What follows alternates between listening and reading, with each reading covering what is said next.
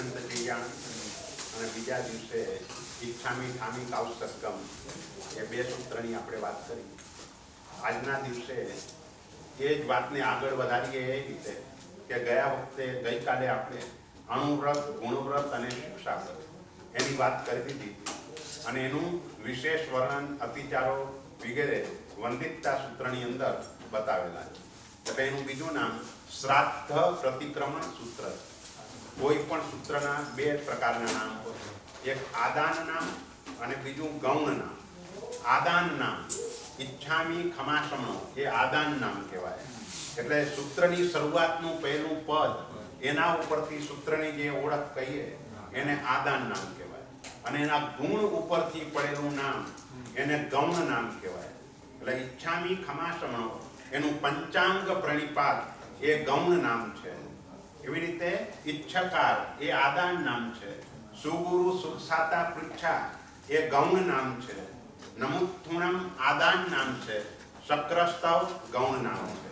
બસ આવી રીતે વંદિત્તુ એ આદાન નામ છે અને શ્રાદ્ધ પ્રતિક્રમણ સૂત્ર એ ગૌણ નામ છે. શ્રાદ્ધ એટલે શ્રાવક, શ્રાવકના પ્રતિક્રમણ માટેનું સૂત્ર. કારણ કે સાધુ સાધ્વી ભગવંતો આપણે વંદિત્વ બોલીએ તેવા સમયે શ્રમણ સૂત્ર બોલે છે.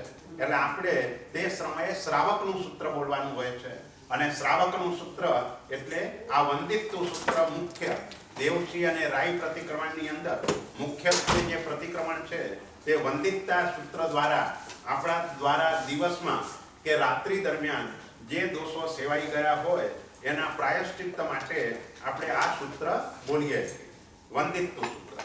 તો એની અંદર પણ કોઈ પણ ગ્રંથની રચના જ્યારે કરતા હોય તે સમયે શરૂઆતમાં મંગલાચરણ હોય. આ નિયમ છે. તો એટલે અહીં પણ પહેલી ગાથામાં મંગલાચરણ છે. મંગળ શબ્દનો અર્થ શું? તો કે જે અહમ અને મમ એને ઓગાળી નાખે, એને ગાળી નાખે, એને મંગલ કહેવાય. હું અને મારું એને જે મિટાવી દે તે મંગલ છે. તો હું અને મારું એને મિટાવનારા કોણ છે? તો કે પંચ પરમેષ્ઠી ભગવંતો. એ આપણે એને એટલે વંદિત્વ સબ્બ સિદ્ધે.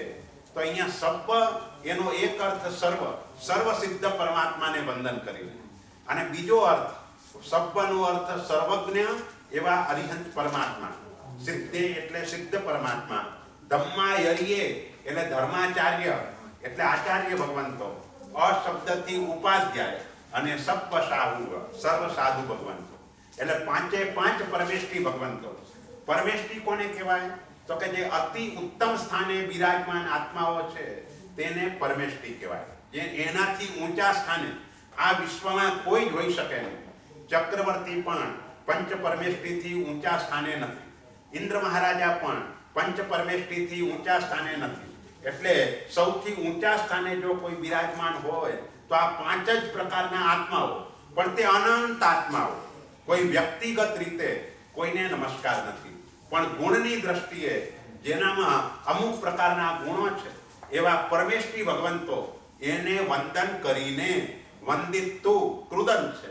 એટલે કૃદંત હંમેશા અધૂરો અર્થ બતાવે. એટલે પંચ પરમેષ્ઠી ભગવંતોને વંદન કરીને પણ જેમ મંગલાચરણ હોય એમ વિષય પણ હોય. તો આનો વિષય શું? તો કે ઈચ્છામી પડિક્કમ્યું સાવગ ધમ્માઈ આરસ્સ. શ્રાવક ધર્મને વિશે લાગેલા અતિચારોને, સાવગ એટલે શ્રાવક, ધમ્મ એટલે ધર્મ અને અહી આરસ્સ એટલે અતિચાર. તો શ્રાવક ધર્મ કયો?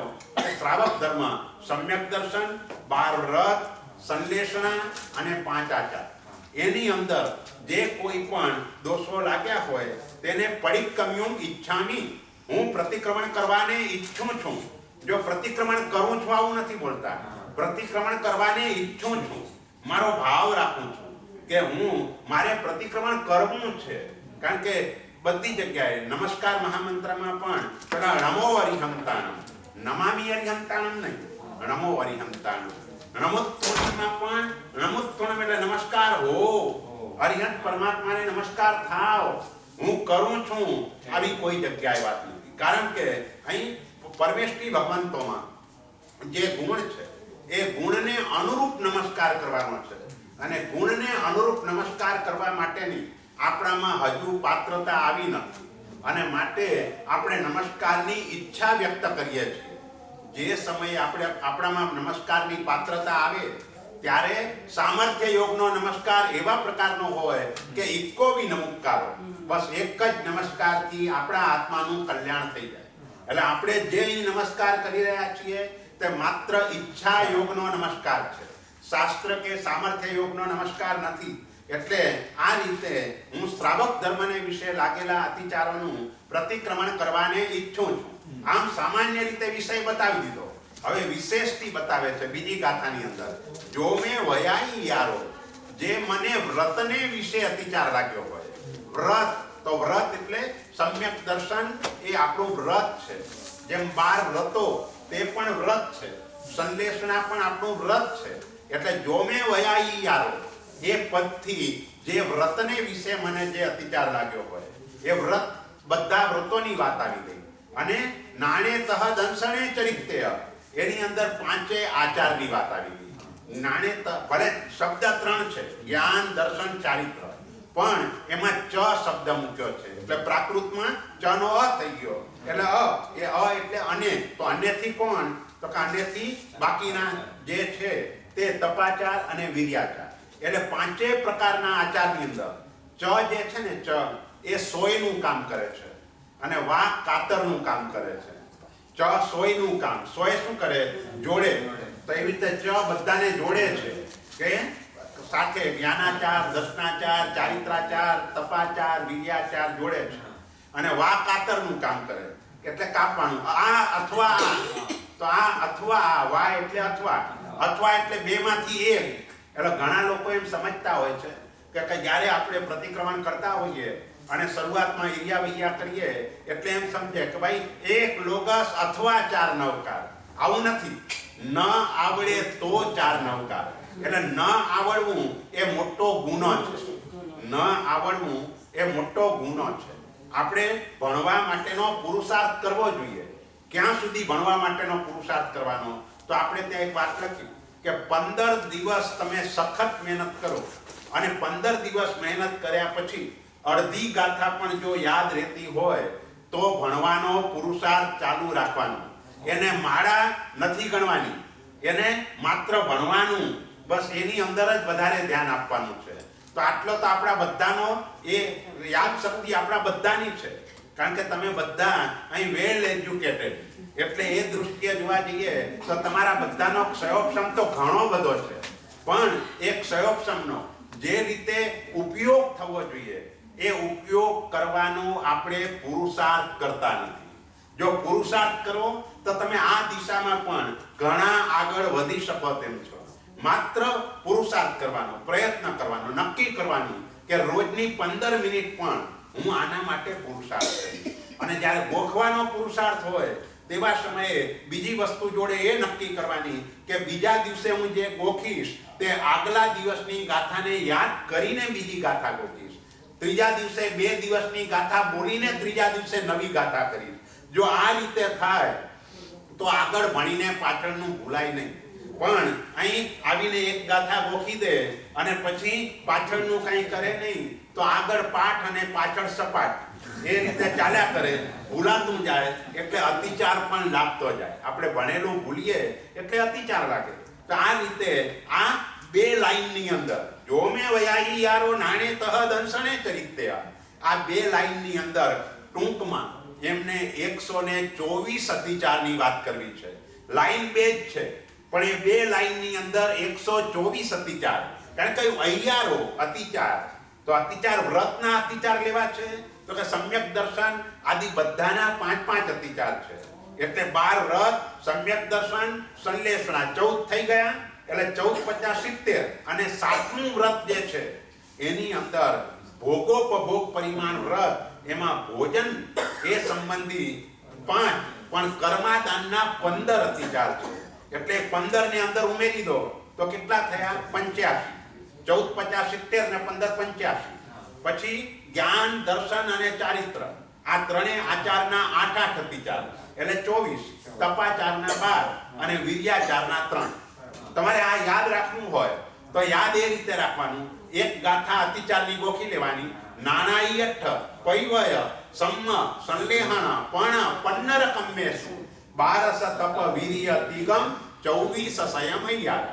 બસ આ જે 124 અતિચારો છે એ આ બે લાઈનમાં એમને કહેવા છે કે આ વંદિતતા સૂત્રની અંદર હું 124 અતિચારનું પ્રાયશ્ચિત્ત કરવાનો છું. વંદિત્વ સૂત્ર જે આપણે બોલી રહ્યા છીએ આમાં 124 અતિચાર અને તેના ઉપરાંત પણ આગળ જઈને કહેવાના છે. 124 અતિચારનું વર્ણન કર્યા પછી 124માં વંદિતતા સૂત્રમાં 85 અતિચારનું વર્ણન છે. 5 આચારના જે 39 છે એનું વર્ણન વંદિતતા સૂત્રમાં નથી, કારણ કે આગળ નાણમની સૂત્રની અંદર 5 આચારની વાત કરી દીધી છે. એટલે એમાં જે 39 આચારો છે એમાં દોષ લાગે તો એ અતિચાર, એ રીતે અધ્યાહારથી સમજી લેવાનું. એટલે આ સૂત્રમાં માત્ર 85 અને આગળ શું કહ્યું તો કે આલોહણા બહુવિધા નય સંભર્યા પરિક્રમણ કાલે. આલોચના ઘણા પ્રકારની છે. મેં આ બધા દોષોને યાદ કર્યા અને તેમ છતાંય કોઈ દોષ રહી ગયો હોય તો એનું પણ હું પ્રાયશ્ચિત્ત કરું છું. એટલે એ રીતે વંદિતતા સૂત્ર દ્વારા આપણે આ બધું પ્રાયશ્ચિત્ત કરી રહ્યા છીએ અને પ્રાયશ્ચિત્ત કરીએ છીએ માટે. અને એ સૂત્ર વખતે બોલવા બેસવાનું કઈ રીતે તો પારધી જ્યારે શિકાર કરવા બેસે ત્યારે કઈ રીતે બેસે તો કે એ રીતે આપણે કર્મ શત્રુનો શિકાર કરવાનો છે અને કર્મ શત્રુનો શિકાર કરવા માટે એ શિકારીની મુદ્રાએ આપણે તે સમયે બેસવાનું છે. અને એ બેસતા વખતે આ જે સૂત્ર બોલી રહ્યા છીએ એમ તો સુહુમો બાયરોવા, અતિચાર નાનો હોય કે મોટો હોય. પહેલા તો એક સમજવાનું કે ક્યાંય પાપ કોઈ દિવસે નાનું હોતું જ નથી. જેને આપણે નાનું પાપ કહીએ છીએ એ નાનું પાપ પણ એ કરીને રાજી થયા એટલે એની સજા અનેક ગણી વધી જાય. નાનકડું પણ પાપ જો રાજી થયા તો એ નાનકડું દેખાતું પાપ પણ 7મી નરકમાં લઈ જઈ શકે. નાનકડું પણ દેખાતું પાપ આત્માને નિગોદમાં લઈ જઈ શકે. અનંત કાળ સુધી નિગોદની અંદર આત્માને જકડી રાખે. એટલે કોઈ પાપ નાનું નથી, કોઈ દોષ નાનો નથી. બધા જ પાપો એ હંમેશા મોટા જ હોય છે.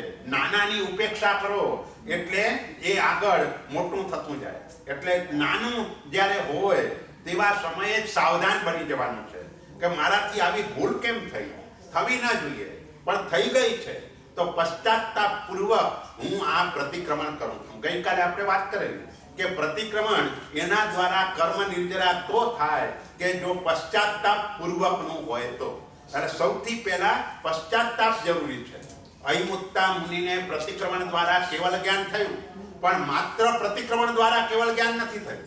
ઠંડીલ ભૂમિથી સંવત્સરણ સુધી પશ્ચાતાપ કરતા કરતા આવ્યા છે અને એ સંવત્સરણની અંદર પ્રતિક્રમણ કર્યું છે.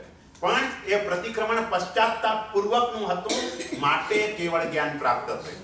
એટલે કેવળ જ્ઞાન પામવા માટે માત્ર પ્રતિક્રમણથી કામ નથી ચાલવાનું, પણ એ પશ્ચાતાપ પૂર્વકનું પ્રતિક્રમણ હોવું જોઈએ.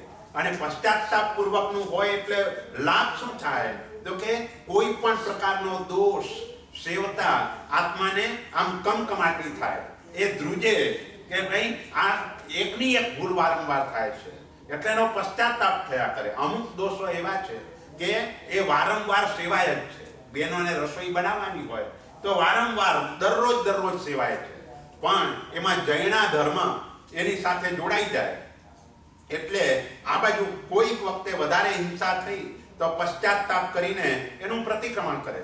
પણ એ રીતે કાયમ એ જે કાયમી પાપો છે, જે સેવવા જ પડે એવા છે, જેના વિના ચાલે તેમ જ નથી, એ પણ પશ્ચાતાપ પૂર્વક કરે.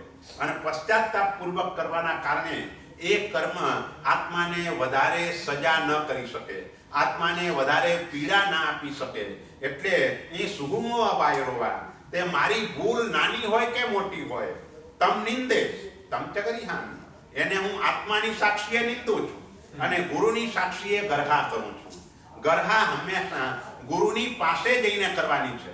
આપણા મનની અંદર જે પણ આપણે બોલી રહ્યા છીએ તે તો નિંદા છે, આત્મ સાક્ષીએ નિંદા કરી કહેવાય. પણ વધારે કર્મની નિર્જરા નિંદા કરતા પણ ગરહા કરવાથી થાય. ઘણા લોકો એમ સમજે કે ગુરુ મહારાજ પાસે જઈને જો આપણે આ વાત જણાવશું તો ગુરુ મહારાજને આપણી તરફ કેવો ભાવ જાગશે, કે આવી વ્યક્તિ પણ આવી ભૂલો કરે છે, એવું આપણા મનની અંદર આપણને લાગે છે. પણ ગુરુ એ તો હંમેશા અતિશય ઉદાર હોય છે. મોટી પણ ભૂલો જ્યારે ગુરુ ભગવંતને જણાવીએ તેવા સમયે એને આનંદ એ થાય છે કે આ જીવ કર્મથી હળવો થઈ રહ્યો છે, અને એટલે આપણે ભૂલોને હજુય વધારે બહાર કઢાવવા માટે વધારે સારી રીતે પ્રશ્નો કરીને કે એવી રીતે આપણી જૂની ભૂલોને પણ બહાર કઢાવે કે જેથી કરીને એ આલોચના યોગ્ય રીતે આપી શકે અને એના દ્વારા આત્મા શુદ્ધ થાય, નિર્મળ થાય, એ દોષ બીજા બહુમાં આગળ ન ચાલે, એની પરંપરા આગળ ન ચાલે, આત્માનો સંસાર અટકી જાય. એટલા માટે ગુરુ ભગવંતો દ્વારા આ પ્રકારનો પ્રયાસ થતો હોય છે. આ બે ગાથા ભૂમિકા રૂપે બતાવી, એક મંગલાચરણ અને વિષય, આ બે વસ્તુ બતાવી. ખરેખર તો હવે એમ કેવું છે ભાઈ સૌથી મોટું પાપ કયું? તો કે પરિગ્રહ એ સૌથી મોટું પાપ છે. જો નંબરમાં એનો 5મો નંબર છે. આપણે જે વ્રતોની વાત કરવાના છીએ આગળ વંદિકતા સૂત્રની અંદર, એમાં એનો નંબર સમ્યક દર્શનને ગણો તો 6થો આવવાનો છે, સમ્યક દર્શનને ન ગણો અને 5 અણુવ્રત ગણો તો 5મો નંબર આવવાનો છે.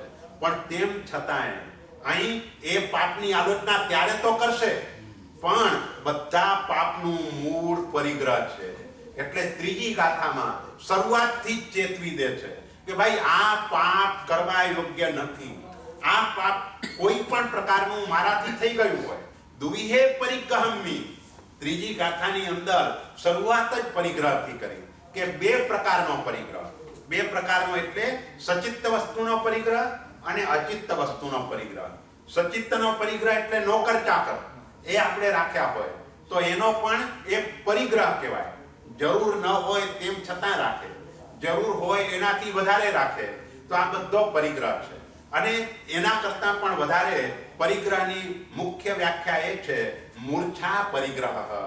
જે મૂર્છા છે, મમત્વ છે, તે પરિગ્રહ છે.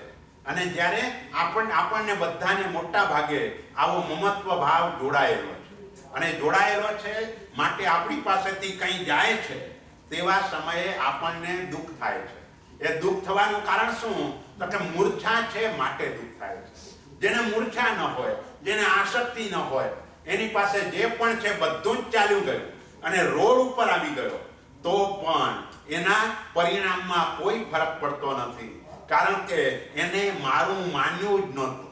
જેને મારું ન માન્યું હોય એ ગયું તો એનાથી શું, આપણને એનાથી શું ફરક પડે છે? એટલે આપણે સામાન્ય રીતે એમ કહીએ છીએ ભાઈ વિયોગ એ મોટું દુઃખ છે. અહીં એમ કહે છે ના ભાઈ વિયોગ નહીં, સંયોગ એ મોટું દુઃખ છે. સંયોગ એ મોટું દુઃખ છે. તમે વિચાર કરો કે ગઈકાલે આપણી પાસે જેટલા પૈસા હોય એટલા જ પૈસા આજના દિવસે છે. એક પણ ડોલરનો ફરક પડ્યો નથી.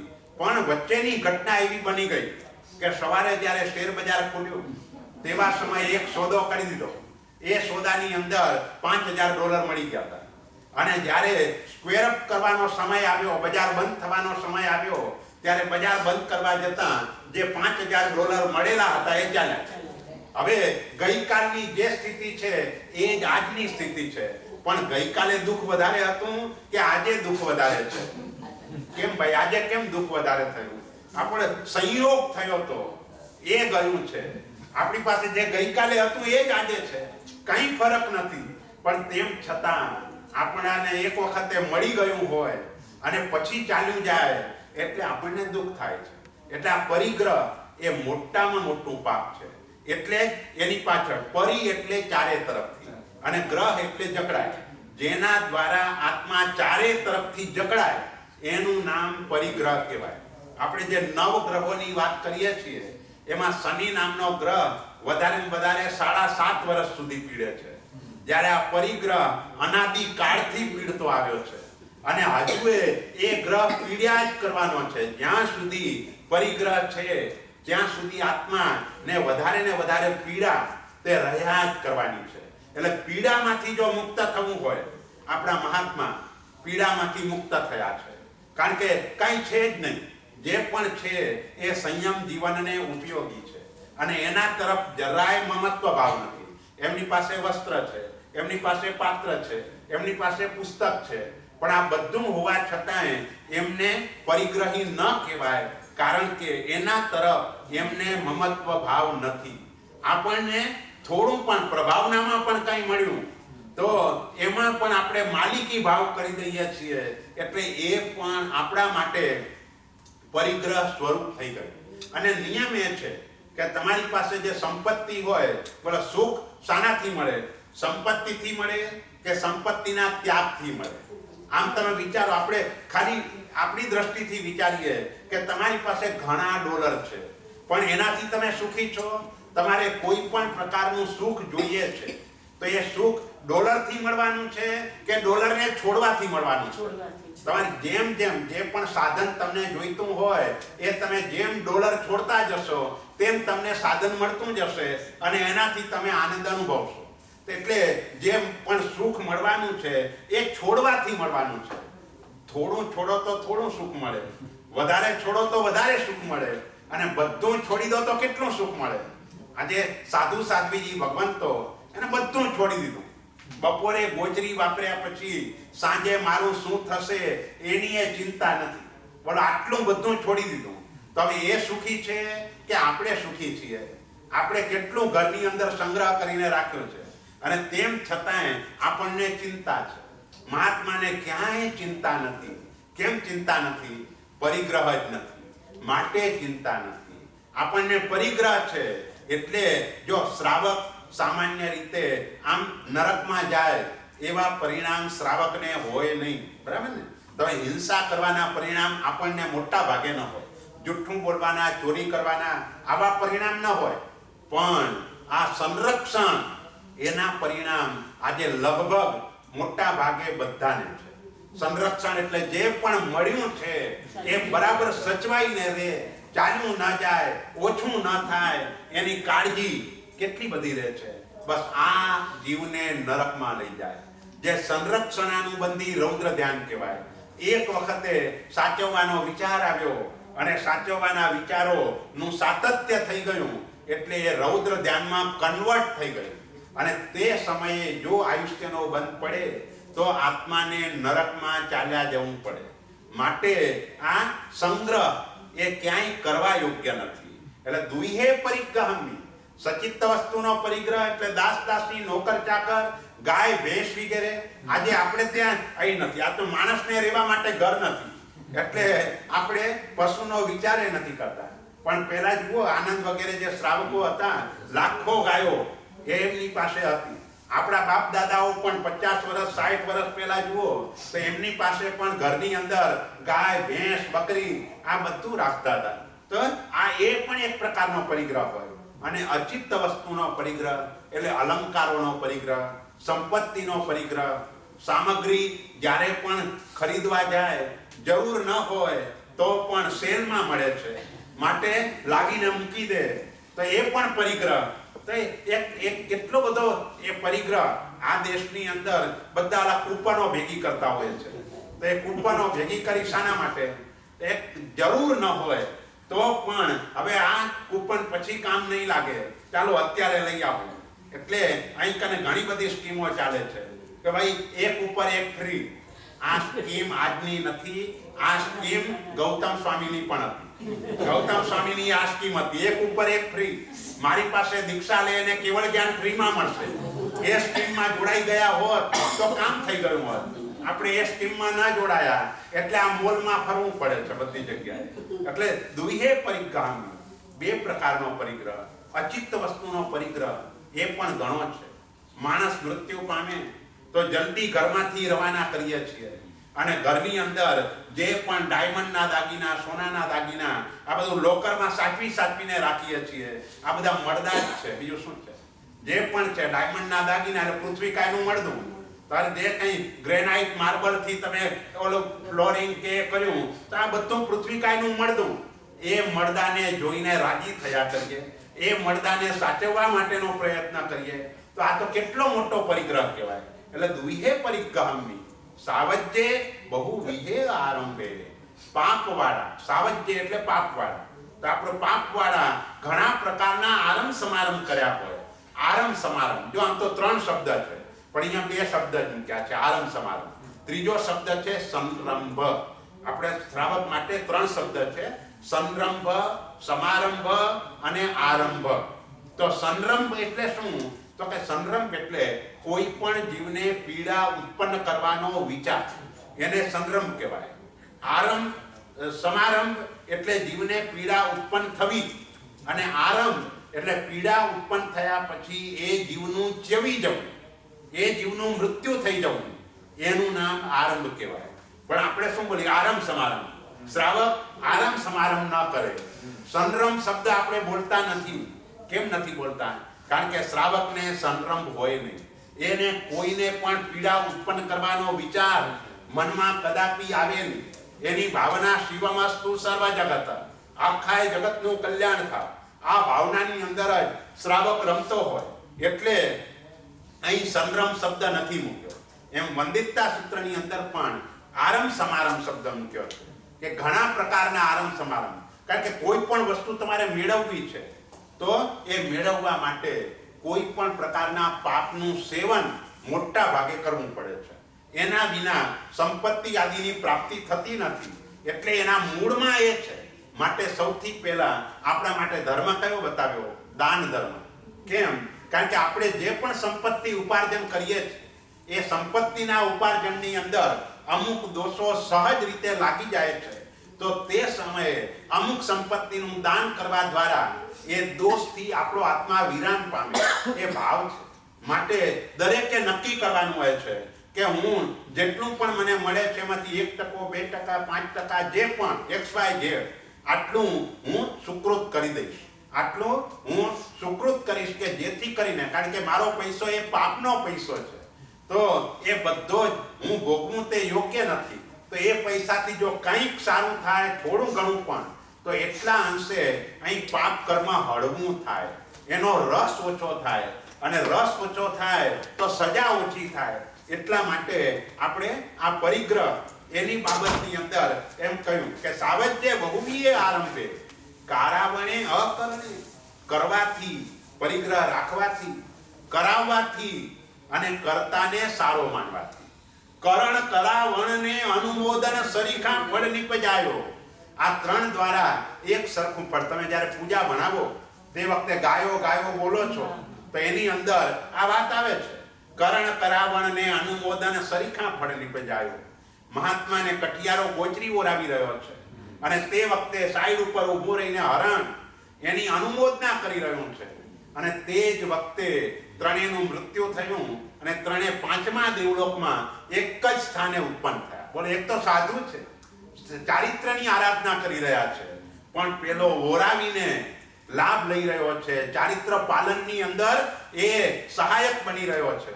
અને પેલું પશુ હરણ એ મનથી અનુમોદના કરી રહ્યું છે.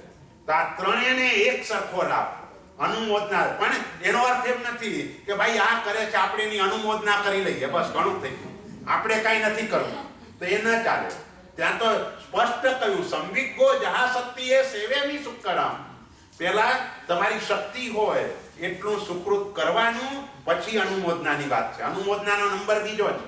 પહેલા નંબરની અંદર આપણી જેટલી શક્તિ છે એ શક્તિ મુજબનું સુકૃત આપણે કર્યા જ કરવાનું છે. શક્તિને ક્યાંય છુપાવવાની નથી, ગોપવવાની નથી, અને એ શક્તિ પ્રમાણે સુકૃત કર્યા કરીએ. અને પછી જ્યારે આપણી શક્તિ નથી તેવા સમયે બીજો કોઈ દાન, શીલ, તપ, ભાવ, કોઈ પણ પ્રકારનો ધર્મ સેવી રહ્યો છે એની અનુમોદના આપણે કરીએ તો એ સાચી અનુમોદના કહેવાય. એના દ્વારા એ અનુમોદનાનો લાભ આપણને ઘણો વધારે મળે. તો અહીં પરિગ્રહની બાબતમાં વાત કરવી છે કે આ કર્યો હોય, કરાવ્યો હોય કે કર્તાને સારો માન્યો હોય, કરણે કારાવણે અકરણે પરિક્રમે દેશીયમ સત્વામ. એ પરિગ્રહ સંબંધી, દિવસ સંબંધી લાગેલા, રાત્રિ સંબંધી લાગેલા, પખવાડિયા સંબંધી લાગેલા, 4 મહિના દરમિયાન લાગેલા કે વર્ષ દરમિયાન લાગેલા. કારણ કે 5 રીતે આપણે આ બોલીએ છીએ. જે સૂત્ર બોલીએ છીએ એમાં 5 રીતે બોલાય છે. વચ્ચેના 22 તીર્થંકરના શાસનમાં 5 રીતે ન બોલાય. એમાં પક્ષી, ચોમાસી, સંવત્સરી હોય જ નહીં. એમાં માત્ર દેવશ્રી ને રાઈ એ 2 જ હોય. તમારું જે સૂત્રનું પુસ્તક જોશો ને તો પુસ્તક ઉપર લખ્યું હશે દેવશ્રીય રાય પ્રતિક્રમણ સૂત્ર. તો ત્યાં પણ પ્રશ્ન એ થાય કે ભાઈ પેલા દેવસી શબ્દ કેમ, પેલા રાઈ શબ્દ કેમ ન મૂક્યો? તો પેલા દેવસી શબ્દ એટલા માટે કે ધર્મ તીર્થની સ્થાપના થયા પછી પહેલું દૈવસિક પ્રતિક્રમણ થાય, પછી રાઈ પ્રતિક્રમણ થાય. એટલે દૈવસિક શબ્દની મુખ્યતા છે, એની પ્રધાનતા છે. માટે આપણા સૂત્રોની અંદર બધી જગ્યાએ દેવસીય શબ્દનો ઉલ્લેખ વધારે જોવા મળે છે. તો આ રીતે ત્રીજી ગાથાની અંદર એ વાત કર્યા પછી સામાન્યથી એમ કહે છે ભાઈ આપણને કર્મબંધ શાના દ્વારા થાય છે? તો કે જંબદ્દમ ઇન્દ્રિયેહિમ, ઇન્દ્રિયો દ્વારા. આ 5 ઇન્દ્રિયો એ કેવી છે? બોલો, ભિખારી ભીખ માંગવા નીકળે ને ત્યારે એની જોડે ચપ્પણીયું પડે. બસ આપણા ચપ્પણીયા છે 5 આના દ્વારા આપણે વિષયોની ભીખ માગીએ છીએ. 5 ઇન્દ્રિયો એના દ્વારા જીવ વિષયની ભીખ માગી રહ્યો છે. જીભને માટે થઈને એને સારું સારું ખાવાનું મન થાય છે, કાનથી એને સંગીત સાંભળવાનું મન થાય છે, નાકથી સુગંધી પદાર્થો એને સૂંઘવાનું મન થાય છે. તો આ ચપ્પણીઓ છે, આના દ્વારા આપણે કર્મબંધ કરીએ છીએ. 5 ઇન્દ્રિયોના અનુકૂળ વિષયોમાં રાજી થવું કે પ્રતિકૂળ વિષયમાં ઉદ્વેગ કરવો, બંને રીતે કર્મનો આશ્રવ થાય. તમે સારું વાપરો એમાં રાગ થાય તો પણ કર્મબંધ, અને સારું ના આવ્યું અને ઉદ્વેગ થયો તો પણ કર્મબંધ. એટલે આપણામાં અને પરમાત્મામાં ફરક શું છે? પરમાત્મા તો એક સમયે 3 કાળના જાણે સર્વ વિચાર, એક સમયમાં 3 કાળના સર્વ ભાવોને જાણે છે, જુએ છે. તેમ છતાંય એમને કર્મબંધ નથી. આપણે સીમિત જાણીએ છીએ, સીમિત જોઈએ છે, તો પણ આપણને કર્મબંધ છે. એનું કારણ શું? તો કે આપણે જાણ્યા અને જોયા પછી રાગ અને દ્વેષ કરીએ છીએ. રતિ અને અરતિ એ આપણને થાય છે, પરમાત્માને એ થતું નથી. માટે એમને કર્મનો આશ્રવ નથી. આપણને જે કર્મનો આશ્રવ થઈ રહ્યો છે એનું મુખ્ય કારણ આ 5 ઇન્દ્રિયો છે. જગતની અંદર જેટલા પણ જીવો છે, દરેક જીવો હંમેશા અનુકૂળતાની પાછળ જ દોડતા હોય છે. કીડી હોય તો એ પણ સાકરની કણી એની પાછળ દોડે, મકોડો હોય તો ગોળના રવાની પાછળ દોડે. જ્યાં પણ કોઈ પણ જીવ હોય એ હંમેશા એને અનુકૂળ જ્યાં મળે એ તરફનો એનો પુરુષાર્થ હોય છે. તો અનુકૂળતામાં રાજી થવાથી પણ કર્મબંધ થાય, પ્રતિકૂળતામાં ઉદ્વેગ રાખવાથી પણ કર્મબંધ થાય. એટલે ઉદાસીન ભાવ, નહીં રાજી થવાનું નહીં દુઃખી થવાનું, બસ એ જ પ્રકારનો જો ઉદાસીન ભાવ હોય તો કર્મનો આશ્રવ ના થાય. એટલે આપણે એ વિચારવાનું છે કે આપણી ઇન્દ્રિયો દ્વારા આપણને શું થઈ રહ્યું છે. જો ઇન્દ્રિયોને મનગમતો વિષય મળી જાય તો એમાં આનંદ થાય છે, ન ગમતું આવી જાય તો દુઃખ થાય છે. તો આપણે પણ કર્મનો આશ્રવ થઈ રહ્યો છે. અને તેવા સમયે જો આ અનાદિનો સ્વભાવ છે એટલે થવાનું તો છે, પણ થયા પછી તરત જ જીવ ચેતીને પશ્ચાતાપ કરવા લાગી જાય તો પણ એનું કર્મ ઘણું હળવું થઈ જાય. એટલે હંમેશા આ પશ્ચાતાપ એના ઉપર વધારે ભાર આપવાનો છે કે ક્યાંય પણ ભૂલ થઈ ગઈ એટલે એનો વારંવાર પશ્ચાતાપ કર્યા કરવાનો.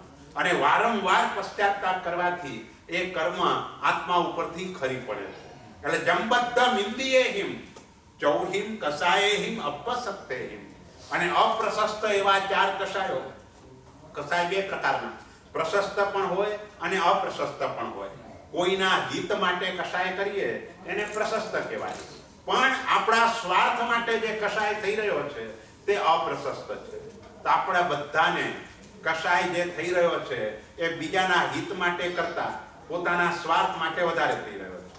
અને એટલે એના દ્વારા અશુભ કર્મ બંધ થાય છે. કસાય એટલે કસાયથી પણ વધારે ભયંકર.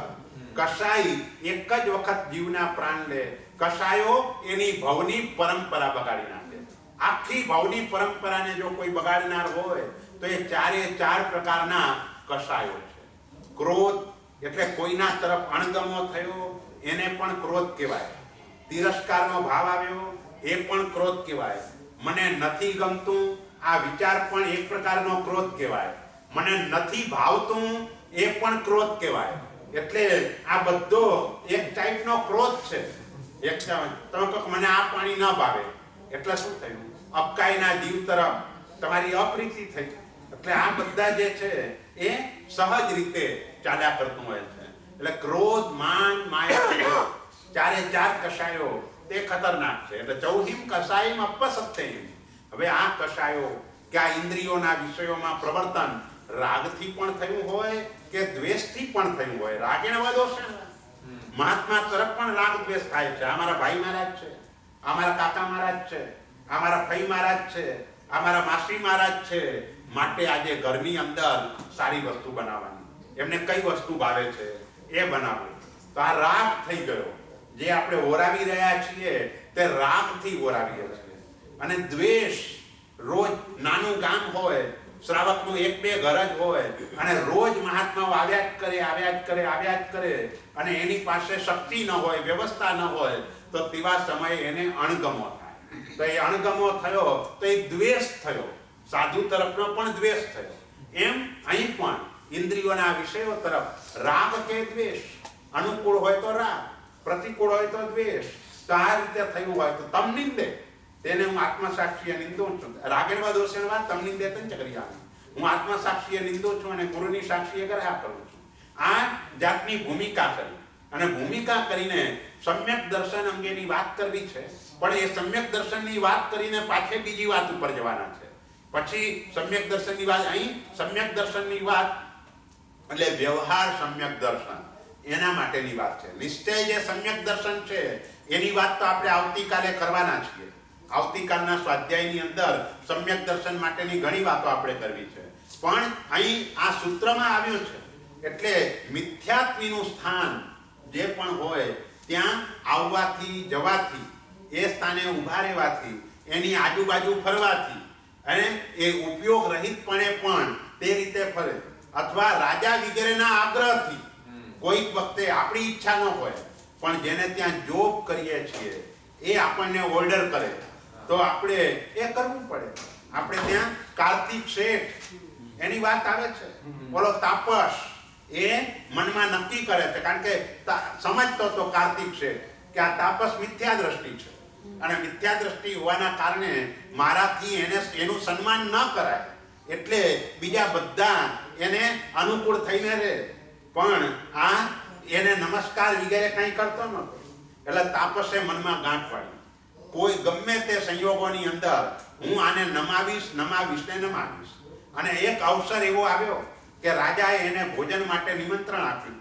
એટલે તે સમયે એને નક્કી કર્યું કે હું તમારે ત્યાં આવવા માટે તૈયાર છું, પણ મારી એક શરત છે, જો કાર્તિક ભોજન પીરશે તો હું તમારે ત્યાં આવું. એટલે કાર્તિકને નમવું જ પડે. કાર્તિકને સમાચાર આપ્યા. એટલે કાર્તિકે તે જ વખતે મનમાં વિચાર એ કર્યો કે મેં કેટલી મોટી ભૂલ કરી. જો ચારિત્ર સ્વીકારી લીધું હોત તો આજે મારે રાજાની આજ્ઞા ન માનવી પડે. મેં ચારિત્ર નથી સ્વીકાર્યું, માટે મારે રાજાનો ઓર્ડર એ થયો છે એટલે પીરસવા જવું પડશે. રાજાને કહી દીધું હું આપની આજ્ઞા છે માટે હું પીરસવા જઈશ, મારા ધર્મથી હું એનું સન્માન નહીં કરું. અને એ રીતે એને પીરસી તો દીધું. તે વખતે ઓલો જે છે તાપસ, ગૈરિક તાપસ, એ મનની અંદર ફૂલાય છે, આનંદ પામે છે, પણ એને ખબર નથી કે તે કેવું કર્મ ઉપાર્જન કર્યું છે. એક બાજુ બન્યું એવું કે કાર્તિકે તો ભાઈ તરત જ જઈને ચારિત્ર સ્વીકારી દીધું અને ચારિત્ર સ્વીકાર્યા પછી જે સાધના કરી એના પ્રભાવે સૌધર્મ દેવલોકનો ઇન્દ્ર બન્યો. જે સૌધર્મેન્દ્ર અહીં ભરત ક્ષેત્રમાં જેટલા તીર્થંકરો જન્મે બધા જ તીર્થંકરોનો પહેલો જન્માભિષેક તે સૌધર્મેન્દ્ર કરે. બોલો આટલો મોટો લાભ એને મળ્યો. અને આ બાજુ તાપસ મરીને એનું જ વાહન ઐરાવણ હાથી થયો. કહેવાય દેવલોક, પણ દેવની અંદર એ પશુનું રૂપ ધારણ કરવાનું. બોલો કે એટલે એને હાથીનું રૂપ બનાવવું પડે. એના ઉપર સવારી કરીને આ ઇન્દ્ર મહારાજા નીકળે. એટલે કર્મ, એટલે આપણે કહીએ છીએ કે કોઈને ઓર્ડર કરીને કોઈની પાસે કામ ન કરાવાય. ઓર્ડર કરવા ગયા એટલે આવું કર્મ બંધાય. એ આપણે એની જોબ કરવી પડે. તમે જેને ઓર્ડર કર્યો એની જોબ કરવાનો આપણો પ્રસંગ ઊભો થાય. માટે ક્યાંય ઓર્ડર નહીં. કોઈ પણ માણસો આપણી જોડે કામ કરતા હોય તો પ્રેમથી એનાથી જેટલું શક્ય હોય તે રીતે કરે. એટલે આપણે માણસ માટે શબ્દનો ઉપયોગ કલ્પસૂત્રમાં એ કર્યો છે કૌટુંબિક પુરુષ. જેટલા પણ આપણા ઘરમાં નોકર ચાકર હોય એ બધા કૌટુંબિક પુરુષ એટલે કુટુંબના સભ્યની જેમ એની જોડે વ્યવહાર કરાય. જે દિવસે બજારમાંથી આપણા કપડાં આવે એ દિવસે એના પણ આવે, આપણા માટે દાગીના આવે તે વખતે એના માટે પણ આવે. જે પણ ઘરની અંદર આપણા માટે કેરી શરૂ થાય તો એના માટે પણ શરૂ થાય. એટલે જે પણ હોય તે રીતે જ આપણે એની સાથે વ્યવહાર કરવાનો હોય. એટલે કહ્યું અભિયોગે રાજા વગેરેના આગ્રહથી અને નિયોગે એટલે પરાધીનતાના કારણથી કંઈ પણ દિવસ દરમિયાન દોષ લાગ્યો હોય તો એને હું નિંદા કરું છું અથવા તો એનું હું પ્રતિક્રમણ કરું છું. પડી તમે દેશ કેમ શકતા. પછી ત્યાર પછીની ગાથામાં શંકા એ જે છે એ સમ્યક દર્શનના અતિચારો છે. એ સમ્યક દર્શનના અતિચારની અંદર આમ મુખ્યત્વે શાયિક સમ્યક દર્શન હોય કે ઉપસમ સમ્યક દર્શન હોય તો અતિચાર લાગે નહીં. આ જે અતિચાર છે તે ક્ષયોપસમ ભાવનું સમ્યક દર્શન જેને હોય એને અતિચાર હોય. અને એને કયા દોષ તો કે જીન વચનમાં શંકા, અન્ય ધર્મની ઈચ્છા, ધર્મ કરું છું એનું ફળ મને મળશે કે નહીં આવી એક પ્રકારની શંકા, કે મિથ્યા દૃષ્ટિની પ્રશંસા, મિથ્યા દૃષ્ટિનો પરિચય. આ પાંચે દરેકના પાંચ અતિચાર છે. એટલે પાંચેય બાબતમાં આપણે આનું વધારે એટલા માટે નથી લેવું, આવતીકાલે સમ્યક દર્શનની વાત કરવાની. એટલે એમાં લાગેલા સમ્યક દોરત્ને વિશે લાગેલા દિવસ સંબંધી લાગેલા સર્વ અતિચારનું હું પ્રતિક્રમણ કરું છું. જો હવે સુધી વ્રતની શરૂઆત નથી કરતા, હવે શું કહ્યું? છક્કાય સમારંભે એ ગાથા વચ્ચે મૂકી દીધી. સમ્યક દર્શન પછી તો પેલું વ્રત આવવું જોઈએ, પણ પેલા વ્રતના બદલે આ ગાથા એટલા માટે મૂકી કે સંસારી જેટલા પણ જીવો છે એ બધા જ જીવોને આહારની જરૂર પડે છે. અને આહાર બનાવવા જતાં છએ કાયના જીવની વિરાધના થાય છે. માટે આ ગાથા વચ્ચે મૂકી દીધી કે આવા પ્રકારની મારા દ્વારા જે વિરાધના થઈ હોય. છક્કાય સમારંભે છએ કાયના જીવો, એનું સમારંભ એટલે કે એ જીવોને મારા દ્વારા પીડા ઉત્પન્ન થઈ હોય. કેવી રીતે? તો કે પયણેય પયાવણેય જે દોષા અતઠ્ઠાય પરઠ્ઠા ઉભયઠ્ઠા.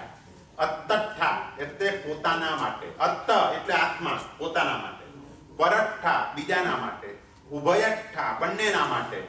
રાંધતા પયણે એટલે રસોઈ બનાવે, પોતાના માટે રસોઈ બનાવે, બીજાના માટે રસોઈ બનાવે કે બંનેના માટે રસોઈ બનાવે.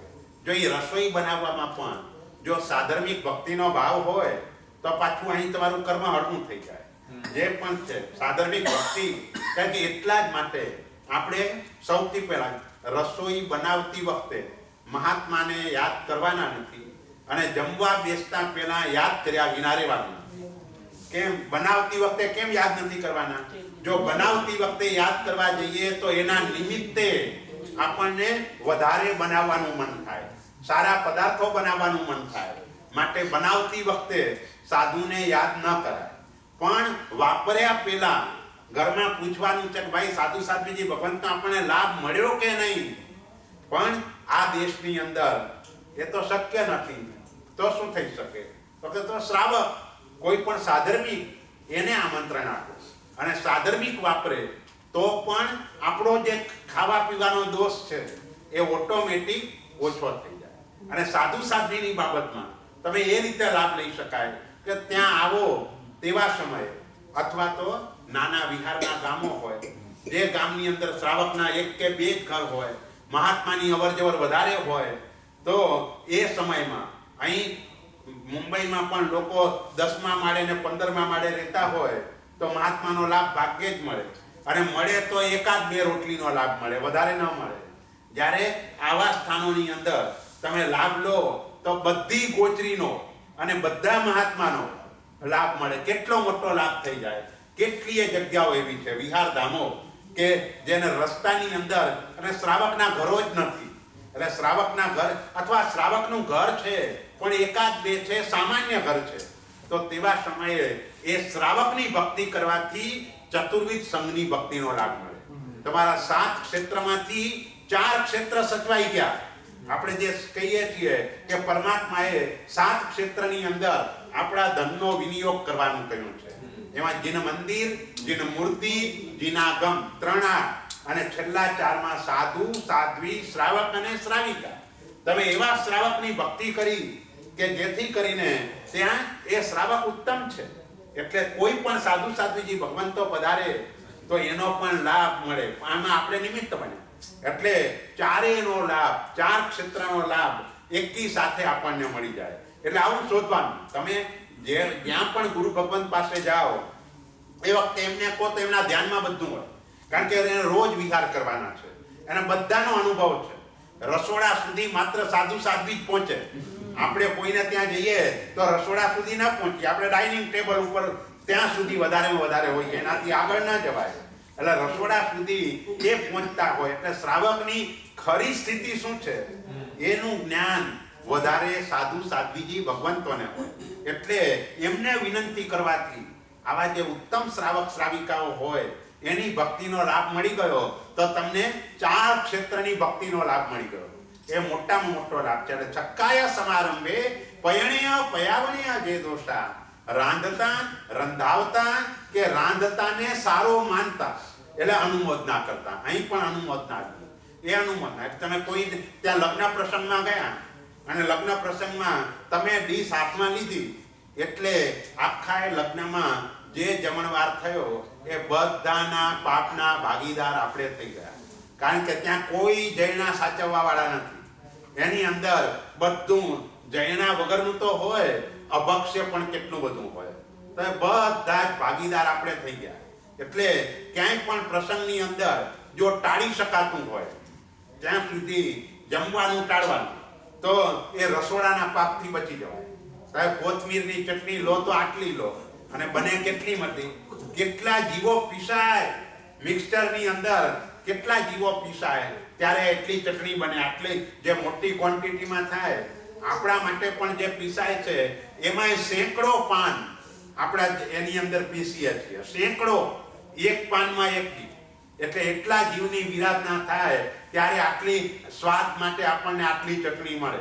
અને આ તો આખો મોટો ઓલો પ્રસંગ હોય તેમાં તો કેટલા બધા જીવો, અને એ પણ જૈણા વગર એ બધું થતું હોય તો એ બધા જ દોષના ભાગીદાર આપણે બનીએ.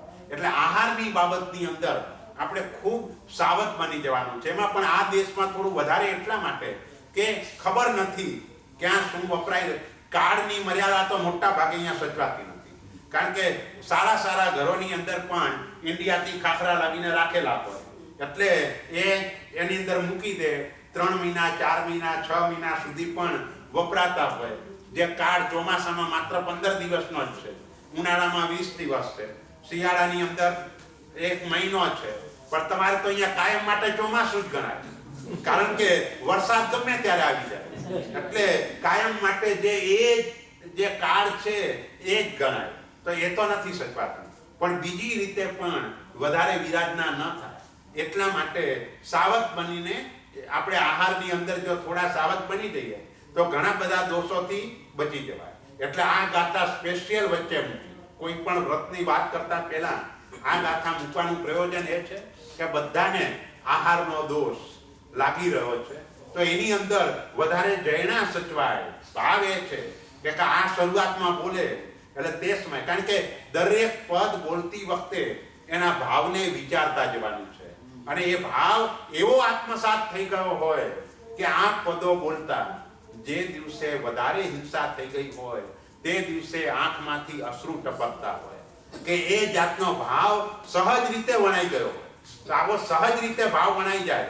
ઘણા જીવો એવા હોય છે કે જેને પરમાત્માની ભક્તિમાં પણ એવો ભાવ વણાઈ ગયો હોય, જેવી શરૂ કરે એટલે આંખમાં હર્ષના અશ્રુ શરૂ થઈ જાય, રોમરાજી વિકસ્વર થઈ જાય.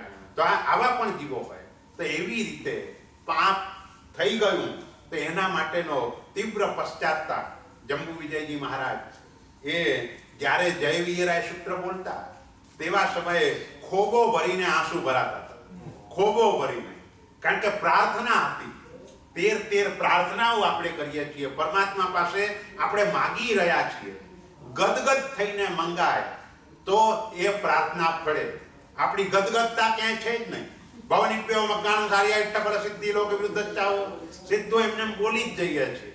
તો એ ગદગદતા ન હોય તો એ ફળે નહીં.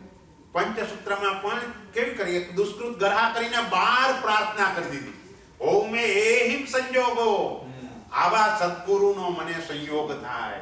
આવી 12 પ્રાર્થનાઓ દુષ્કૃત ગરહા પછી મૂકી, સુકૃત અનુમોદના પછી પણ હૌમે એસા અણુમોણા સમ્મમ વિપુબ્બિયા સમ્મમ શુદ્ધાશયા સમ્મમ પડિવત્તિ રૂવા સમ્મમ નિરૈયારા, ચાર પ્રાર્થના મૂકી દીધી. એટલે કહેવાનો આશય એ પ્રાર્થના એ ત્યારે ગણાય કે જ્યારે ગદગદ હૈયે થાય, અને ગદગદ હૈયે થાય તેવા સમયે તમારું જે અંતરાયો છે એ બધા જ અંતરાયો તૂટવા લાગે અને સહજ રીતે એ ઉઘાડ થાય. આત્માનો જે ઉઘાડ છે ને એ જ્ઞાન આદિ ગુણનો ઉઘાડ જીવનો આ રીતે થતો હોય છે. તો અહીં આ છક્કાય સમારંભે ત્યાર પછી વ્રતોની વાત કરવી છે. એટલે 8મી ગાથાની અંદર એમને પંચણહમ અનુપયાણમ, જે ગઈકાલે આપણે બધી વાત કરી દીધી છે, પણ એ 12 કહેતા પહેલા એ બહારના 3 વિભાગ કરીને વાત કરી દીધી કે 5 અણુવ્રત, 3 ગુણવ્રત અને 4 શિક્ષા વ્રતને વિશે દિવસ સંબંધી લાગેલા સર્વ અતિચારોનું હું પ્રતિક્રમણ કરું છું. અને પછી ક્રમ ચાલે છે, બધું ક્રમથી જ છે. ઘણા લોકોની ફરિયાદ છે, ભાઈ આ વંદિતું પાકું કરીએ, વારંવાર પણિકમે દેશીયમ શબ્દમ આવે એટલે ગાથા પછી ગાથા ભૂલી જવાય, ઇત્તપમાય પ્રસંગેણમ આવે એટલે ગાથા પછી ગાથા ભૂલી જવાય. તો ત્યાં કને એક ઉપાય એ છે કે તમે ક્રમસર આ હું પહેલું વ્રત બોલી રહ્યો છું, બીજું વ્રત બોલી રહ્યો છું, ત્રીજું વ્રત બોલી રહ્યો છું, આ ભાવ સાથે બોલો, તો પછી ક્યાંય તમે ભૂલવાના નથી. અને આવી રીતે જો યાદ ન રહેતું હોય તો અમે તો નાનકડા બાળકને એમ કહીએ, ભાઈ વંદિતતાની 50ની પણ 51 ગાથા છે. એ 51મી ગાથા નવી બનાવેલી છે. વંજો દુજમ આસમ છપમ પવ બીસ તતે ચ અ ઈ ધગ મસ એટલે શું? પેલો અક્ષર વંશ એટલે વંદિતો, જો એટલે જો મે વયા યારો, દુ એટલે દુગી હે પરિકામની, જમ એટલે જમબદ્ધ મિંદીએ હિમ. એટલે બાળક ઓલો ગાથા બોલતો જાય, આગળનો અક્ષર યાદ આવતો જાય અને એ અક્ષરથી એના પછીની ગાથાનો ક્રમ ચાલે. કારણ કે જે બાળક છે એને અર્થની ખબર નથી, એને અર્થથી સમજાવીએ એને વાર છે. તેવા સમયે એને ગોખવામાં વાર નથી લાગતી, એને ગોખવામાં કંટાળો પણ નથી આવતો, એટલે એ ગોખી લે છે. ભાઈ 50 ને બદલે 51 ગાથા ગો, આ એક ગાથા 50 અક્ષરની નવી, અને એમ કરીને એ કંઠસ્થ કરી લે તો પછી ક્યારે જિંદગીમાં ભૂલાય જ નહીં. અમુક વખતે એ રીતે ભુવન ભાનુસુરી મહારાજ પણ આ રીતે એ કરાવતા. ઓલો પર્યુષણનું સ્તવન એ તો દિવસમાં વર્ષમાં એક વખત ઓલો સુણજો સાજન સંત કે એ રીતે બોલાતું હોય તો પછી એને યાદ કરે કે 14 પદતે ઢોસો એ 14 પદતે ઢોસો એ આટલું તમે યાદ રાખો એટલે બધી ગાથા ક્રમસર આવી ગઈ, એ રીતે થઈ ગઈ. એટલે જ્યારે જે વસ્તુ ક્યારેક જ બોલાતી હોય, રોજ જે દેરાસરમાં બોલાય છે ત્યાં તો બહુ ચિંતા કરવાની જરૂર નથી, એ તો રોજ બોલાય છે એટલે યાદ રહેશે. પણ જે વાર્ષિક વર્ષમાં એક જ વખત બોલાતું હોય તો તે વખતે પાછું નવું ગોખવા બેસવું પડે. એના કરતા આટલું ગોખી નાખ્યું હોય તો ભાઈ ગાથા પછી ગાથા એની મેળે ચાલ્યા કરે. એટલે એ રીતે પણ એને યાદ રાખવાનું. એટલે કહેવાનો આશય એ છે કે અહીં પણ ક્રમસર વ્રતની વાત છે. પડમે અણુપયમની, કારણ કે શ્રાવકનું અણુવ્રત છે, બીજી લાઈનમાં નામ છે, 5એમાં એક સરખું છે, પહેલું, બીજું, ત્રીજું, ચોથું, 5મું વ્રત, પણ માત્ર વ્રતનું નામ બદલાય, બાકી બધું સરખું. પડમે અણુપયમની, બીએ અણુપયમની, તૈયે અણુપયમની, ચૌથે અણુપયમની, ઇત્તો અણુપય પંચમમની, એટલે 5એ 5. ભાઈ નામ બદલાય, થોડાક પાણાઈવાય વિરહીયો, એવી રીતે બધા 5એ 5 નામ જે વ્રતના છે એ વ્રતના નામ. અને પછીની 2 લાઈન કોમન, આયર્યમ અપસસ્તે ઇત્તગુમાય પ્રસંગેણ, એટલે અપ્રશસ્ત ભાવે કરીને મેં જે આચર્યું હોય, આયર્યમ એટલે આચર્યું હોય, અને અપ્રશસ્ત માઠા ભાવે અશુભ ભાવે જે આચર્યું હોય, અને પમાય પ્રસંગેણમ પ્રમાદના પ્રસંગથી, પ્રમાદના કારણે મારાથી કોઈ ભૂલ થઈ ગઈ હોય, કઈ તો દરેકમાં બતાવ્યું. વહબંધ છબી છે, સહસા રહસ્યદારે. આપણે શું કરી છે? અતિચાર બોલીએ છીએ ને, તો અતિચારમાં એવું બોલીએ, પહેલે સ્થૂળ પ્રાણાતિપાત વિમોનતે 5 અતિચાર વહબંધ છબી છે, બસ આટલું બોલીને અતિચાર શરૂ કરી દઈએ. પણ હકીકતની અંદર મૂળ આ રીતે નથી. વહબંધ છબી છે પછી પુસ્તકમાં જોશો ને તો મીંડું છે, આમ મોટું. એટલે એનો અર્થ એ છે કે આખી ગાથા બોલવાની છે, આખી ગાથા બોલી અને પછી અતિચાર બોલવાના છે. પણ આપણે બધા ક્યાંય આખી ગાથા બોલતા નથી. આપણે એવી જ રીતે ગોખ્યું છે આપણે બધાએ. એટલે એ બોલીને સીધા અતિચાર બોલાય છે. એમ અજીત શાંતિ બોલીએ તો એમ કે માગહિયા, ભુવગ પરિરિંગિયમ, વેઢવો, પણ આ તો રાગના નામ છે. આને અજીત શાંતિને કઈ લાગતું વળગતું નથી. આ રાગથી આ ગાથા બોલવાની છે. એટલે કઈ વેઢવો બોલવાની જરૂર નથી, માગહિયા બોલવાની જરૂર નથી, પણ એ રાગથી આ ગાથા બોલવાની. પણ આપણે બધા શીખ્યા છીએ એવી રીતે, એટલે આપણે આ જ રીતે બોલતા થયા છીએ. એટલે જે મૂળ જે છે અહીંયા વહ બંધ છબી છે, એના 5 અતિચારો છે. દરેકના જો માત્ર 5 જ અતિચાર છે એવું નહીં, અતિચારો તો ઘણા બધા છે દરેક વ્રતમાં, પણ એ સંખ્યા એની લિમિટેશન કરી અને મુખ્ય જે બાબતો છે એ બાબત આમાં બતાવી. વહ એટલે જીવોનો વધ કર્યો હોય. જો આપણાથી કોઈ કીડી મકોડાની વિરાધના થઈ જાય તો આપણે આલોચના લેવા જઈએ છીએ, એ જીવની હિંસા થઈ ગઈ. પણ આપણે કંઈ એવું બોલ્યા અને એના કારણે સામેની વ્યક્તિને દુઃખ થયું, એની આલોચના લેવા નથી જતા. તો દ્રવ્ય મરણ કરતા પણ ભાવ મરણ એનો દોષ વધારે છે. ત્યાં ભાવ મરણ થયું, સામેના જીવને ભાવ હિંસા થઈ, એટલે ભાવ હિંસા થઈ એ મોટા દોષનું કારણ છે. એટલે તે વખતે શું કરવું પડે તો ભાઈ આપણે આપણી વાણીની અંદર એ પહેલા સુધારો લાવવો પડે. ભાઈ આપણા નિમિત્તે આપણા વચનથી કોઈને પણ દુઃખ ન પહોંચવું જોઈએ. હા, કોઈના હિત માટે જ્યારે કડક શબ્દો કહેવા પડે તેવા સમયે દુઃખ થાય એની અહીં વાત નથી. અને એ પણ ત્યાં સુધી જ કહેવાનું છે કે જ્યાં સુધી આપણી તરફનો એનો પરિણામ ટકે. આપણી તરફ દુર્ભાવ થાય એટલું બોલવાનું નથી, આપણી તરફનો સદભાવ ટકે આટલું જ બોલવાનું, આનાથી વધારે નહીં. બસ પછી એમ સમજવાનું કે બસ આ જીવની યોગ્યતા આટલી જ છે, આનાથી વધારે નથી. માતા પિતા જો આપણને ઠપકો ના આપી શકતા હોય તો આપણે સમજવાનું કે આપણે આપણી પાત્રતા ગુમાવી દીધી છે. જે પણ આવી રીતે કોઈ પણ સંઘમાં કોઈ આપણને કંઈ ન કહી શકતું હોય એનો અર્થ એ કે આપણે આપણી પાત્રતા ગુમાવી દીધી છે. એટલે આપણી પાત્રતા કોઈ પણ વ્યક્તિ જ્યારે આપણા આત્માના હિત માટે કહેતું હોય તેવા સમયે આપણે વિચારવું જોઈએ કે એ વ્યક્તિનો મારા ઉપર કેટલો મોટો ઉપકાર છે. આજના દિવસે તો બધાની જોડે સારો સંબંધ રહે એવો જ પ્રયત્ન કરે છે, બધા મીઠું મીઠું જ બોલે છે, કોઈ કડવું થવા માટે તૈયાર નથી.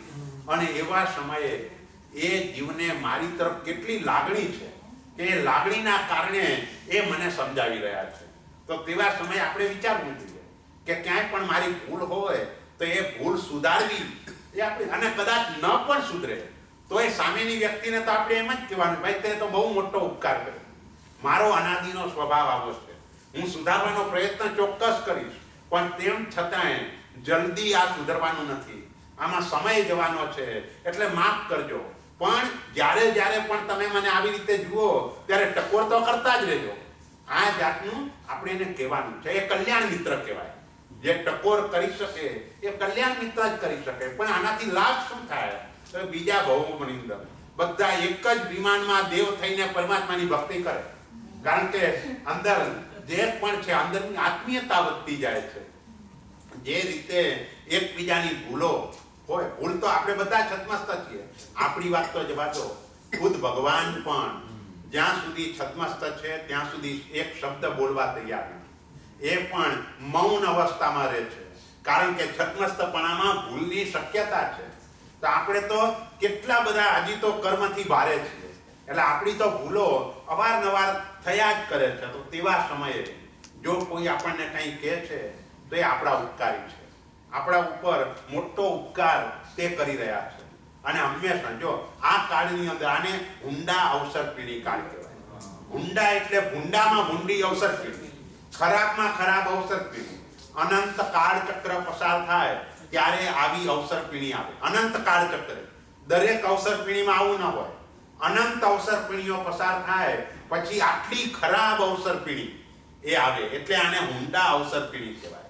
કે આ કાળની અંદર તમે કોઈનું હિત કરો પણ સામેની વ્યક્તિ એને ક્યારેય મોટા ભાગે યાદ ન રાખે એ તો વાત જવા દો, પણ એનું જો ચાલે તો તમારું અહિત કરવાનો પ્રયત્ન કરે. એ આ ઊંડા અવસર પીઢી કાળનો પ્રભાવ છે.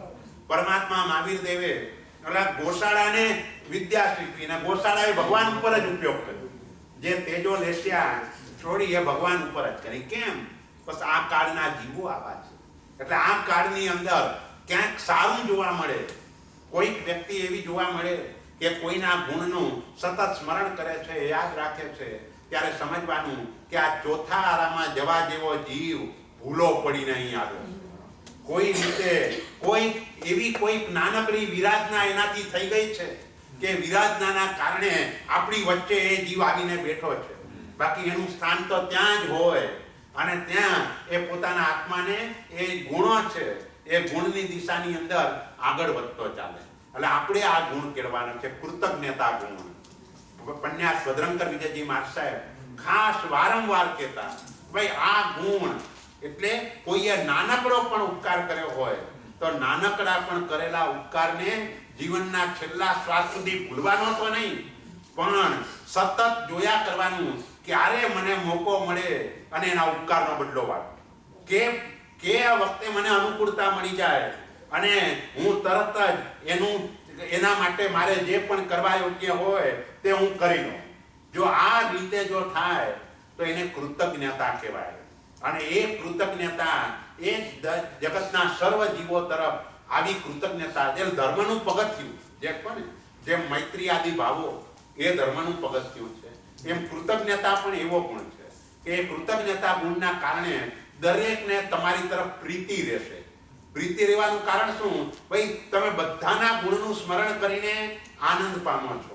એટલે સામેની વ્યક્તિ જેને ભલે નાનકડો ઉપકાર કર્યો છે પણ એ નાનકડા ઉપકારને પણ યાદ કરીને જ્યારે તમે કહો છો તે સમયે એને પણ આનંદ થાય છે કે આ વ્યક્તિ કેટલી ગુણાનુરાગી છે. મેં તો કાંઈ નથી કર્યું, સહજ રીતે એ થઈ ગયું હતું, પણ એ વ્યક્તિમાં ગુણાનુરાગ કેટલો છે. જેમાં કોઈની નિંદા કરવા ગયા તો એને તમારી તરફ અપ્રીતિ થશે, અને ગુણ એ જો બોલવા ગયા તો પ્રીતિ થશે.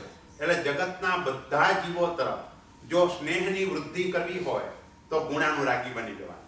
કંઈ નથી કરવાનું, મનને સમજાવવાનું છે. બસ મનને કહી દેવાનું છે કે આમાં આ ગુણ, આમાં આ ગુણ, આમાં આ ગુણ, અને એ ગુણની અનુમોદના કરો. મોટો લાભ શું? આને રિઝર્વેશન કર્યું કહેવાય. તમે કોઈના ગુણની અનુમોદના કરી એટલે ગુણનું રિઝર્વેશન થયું, અને રિઝર્વેશન થયું એટલે બીજા જન્મમાં જન્મતાની સાથે આ ગુણોની પ્રાપ્તિ થાય. આ મોટામાં મોટો લાભ છે. એટલે આવો લાભ વગર પૈસે આપણને મળે છે, કાંઈ ખર્ચવાનું નથી. માત્ર ને માત્ર મનની અંદર શુભ ભાવના એ રાખવાની છે.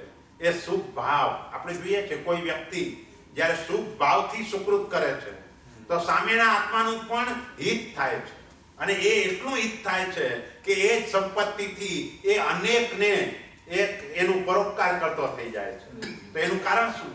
કારણ કે જ્યાંથી આવ્યું એ વ્યક્તિનો ભાવ બહુ ઉત્તમ કોટીનો હતો, અને ઉત્તમ કોટીના ભાવે એ જીવની બધી અનુકૂળતા અને એ રીતે સાચવી દીધી, અને એને પણ પુણ્ય કર્મના ઉદયથી એવું પ્રાપ્ત થયું. એટલે ઉત્તમતા જોઈએ. સુરતની અંદરની એક વ્યક્તિ જવાનું હતું, પાલિતા આપણે મુંબઈ કમાવા માટે આવવાનું હતું. એવા સમયે પોતાની પાસે ટિકિટ ભાડાના પણ પૈસા નહીં, અને તે વખતે આજુબાજુમાંથી પૈસા ઉછીના લઈ ટિકિટના અને જવાનું નક્કી કર્યું. ત્યારે એના મધરે કહ્યું કે ભાઈ આ સાધ્વીજી ભગવાન ઉપાશ્રયમાં છે, એટલે જ્યાં આશીર્વાદ લઈ જાઓ. એટલે એ સાધ્વીજી ભગવાન પાસે મથૈણ વંદામી કહીને બેસી ગયો, હું મુંબઈ જાઉં છું, મને હિત શિક્ષા આપો. ત્યારે સાધ્વીજી ભગવંતે કહ્યું, તારે રોજ 108 નવકાર ગણવાના, રાત્રિ ભોજનનો ત્યાગ કરવાનો, અને તારો જે પહેલો પગાર આવે એની સાધર્મિક ભક્તિ કરી દેવાની. આ 3 નિયમ આપ્યા. 2 નિયમ સેલા હતા. જે પહેલો પગાર સાધર્મિકને આપવાનો એ એના માટે અઘરો એટલા માટે હતો કે ટિકિટના પૈસા ઉછીના લીધેલા છે, અને ત્યાં એના હાથમાં પૈસા મહિના પછી આવવાના છે. એ પણ કામ મળશે પછી મહિના પછી આવવાના છે. પણ નસીબ યોગે કામ તો મળી ગયું. પહેલો મહિનો તપ કરીને કે ઉપવાસ વગેરે કરીને આંબીલાદી કરીને પહેલો મહિનો પસાર કરી દીધો. જ્યારે ઓલા શેઠે પગાર હાથમાં આપ્યો એટલે કહ્યું કે જરા મને 10 રૂપિયા વધારે આપી શકશો? આવતા મહિનાના પગારમાંથી 10 રૂપિયા કાપી લો. એ કેમ ભાઈ, મારો ઓછું પડ્યું? તો કે ના, ઓછું નથી પડ્યું, પણ મારો નિયમ છે કે પહેલો પગાર મારે સાધર્મિકને આપી દેવાનો છે. એટલે આપે જે મેં જે મહેનત કરી છે એના સ્વરૂપે તમે જે મહેનતાણું આપ્યું છે એ તો મારે સાધર્મિક ભક્તિ કરી દેવાની છે. એટલે આ મહિનાની અંદર મારી પાસે જો 10 રૂપિયા હોય તો મારે કોઈની પાસે હાથ લાંબો ના કરવો પડે, મારો મહિનો સુખેથી નીકળી જાય, પછી તે રીતે કરજો. શેઠ વિચારે છે ભાઈ શ્રીમંત આ છે કે હું છું? કઈ નથી, તોય આને બધું આપી દેવું છે અને મને આપવાનું મન નથી થતું.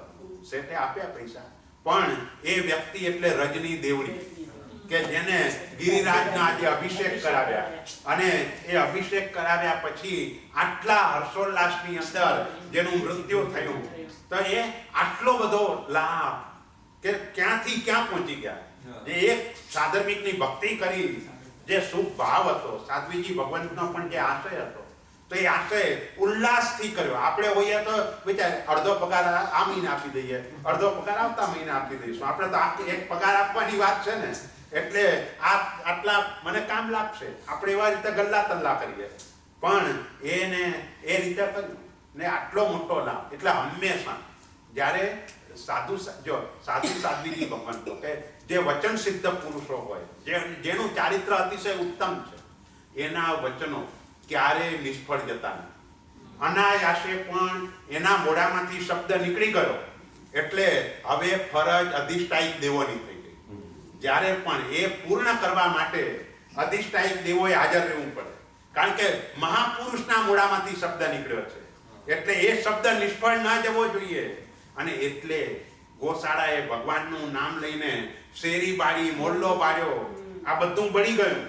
કેમ બળ્યું? દેવે કેમ બાળ્યું? ભાઈ ભગવાનનું નામ બોલે છે, એટલે ભગવાનનું નામ બોલે છે માટે નિષ્ફળ ન જવું જોઈએ, એમ કરીને એને બાળી નાખ્યા. એટલે વચન સિદ્ધિ તે આ છે. કોઈ મહાપુરુષો હોય એના મોઢામાંથી સહજ રીતે શબ્દ નીકળી ગયો હોય, તો સહજ રીતે નીકળેલો શબ્દ એનું પણ પૂર્તિ કરવાનું કામ અધિષ્ઠાયિક દેવોનું. એટલે આવીને એની ચોક્કસપણે પૂર્તિ કરે.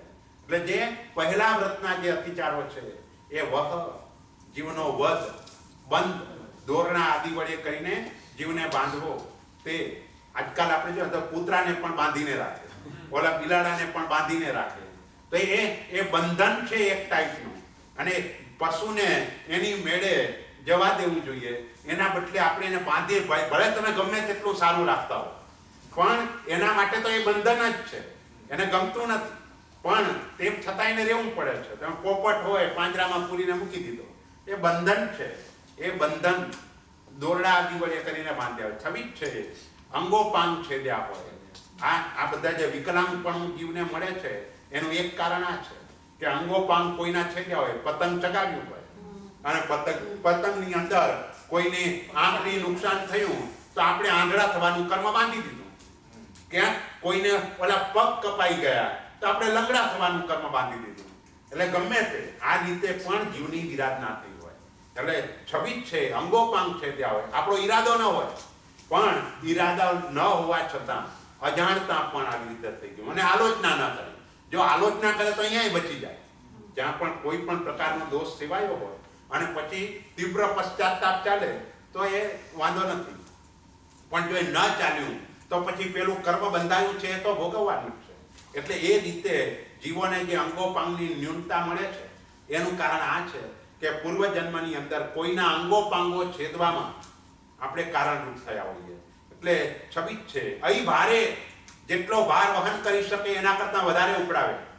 કુલી 2 બેગ ઉપાડી શકે એમ છે ને 4 બેગ ઉપડાવે, તો અહીં ભારે.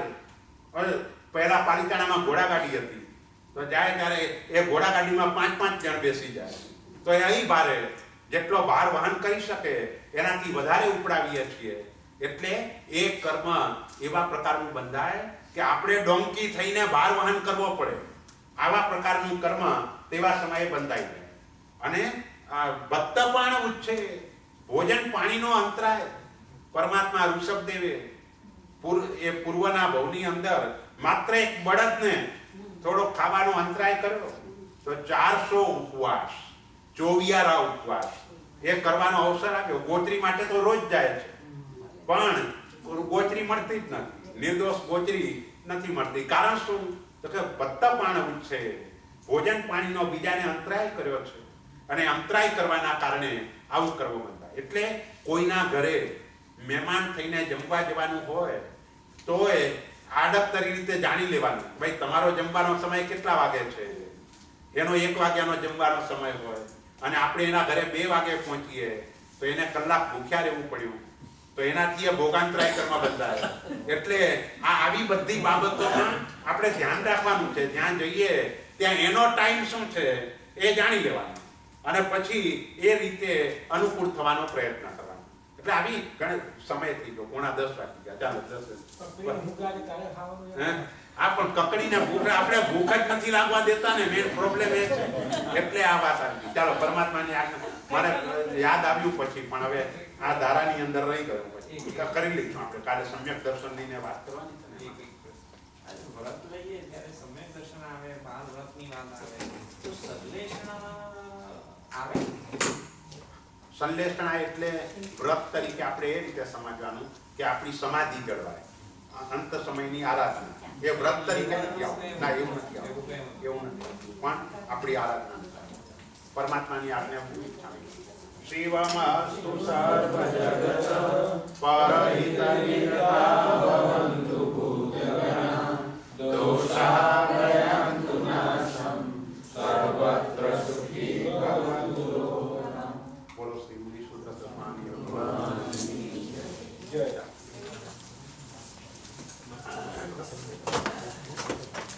કાલે કાલનો પ્રોગ્રામ